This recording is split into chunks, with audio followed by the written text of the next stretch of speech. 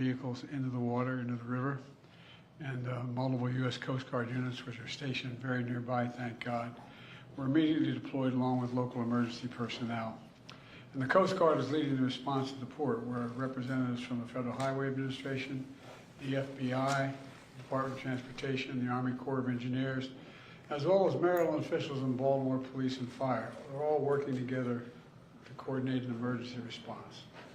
Officials at the scene estimate 8 people were unaccounted for still, not still, were unaccounted for. That number might change. 2 have been rescued, 1 without injury, 1 in critical condition.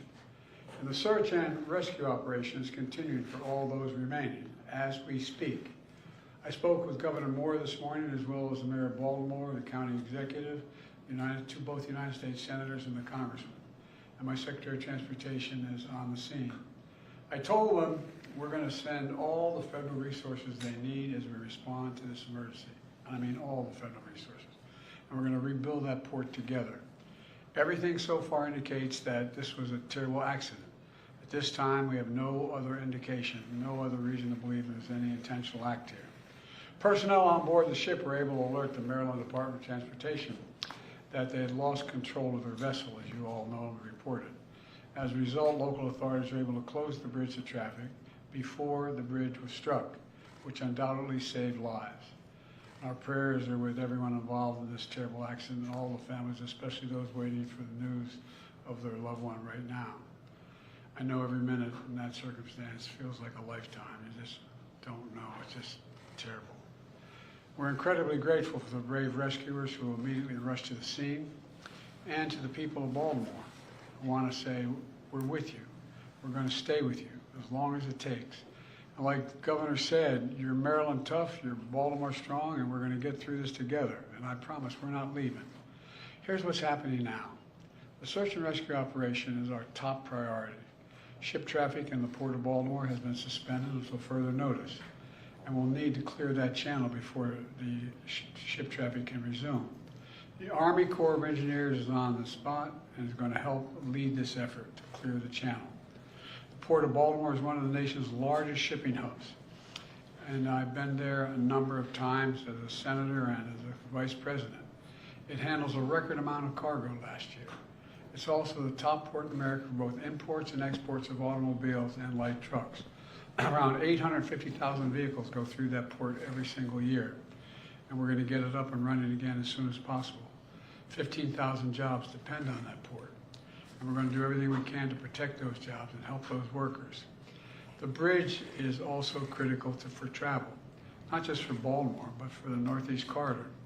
Over 30,000 vehicles cross the Francis Scott Key Bridge on a daily basis. It's virtually, it's one of the most important elements for the economy in the Northeast and the quality of life. My transportation secretary is there now. As I told Governor Moore, I've directed my team to move heaven and earth to reopen the port and rebuild the bridge as soon as humanly possible. And we're going to work hand in hand with the support of Maryland to support Maryland whatever they ask for. We're going to work with our partners in Congress to make sure the state gets the support it needs. It's my intention that the federal government will pay for the entire cost of reconstructing that bridge, and I expect the Congress to support my effort. This is going to take some time. The people of Baltimore can count on us, though, to stick with them at every step of the way until the port is reopened and the bridge is rebuilt. You know, we're not leaving until this job gets done. Not leaving until then.